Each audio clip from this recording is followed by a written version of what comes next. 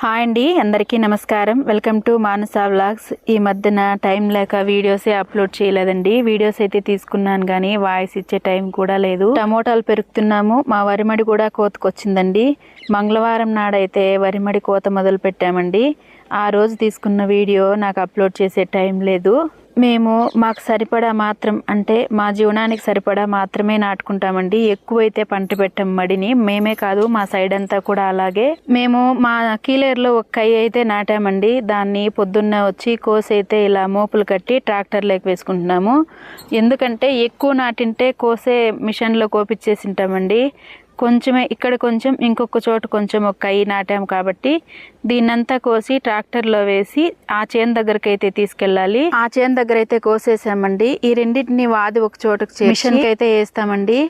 అలాగే continuous video కూడా పెడతాను. వీడియో నచ్చితే లైక్ చేసి, షేర్ చేసి, సబ్స్క్రైబ్ చేసి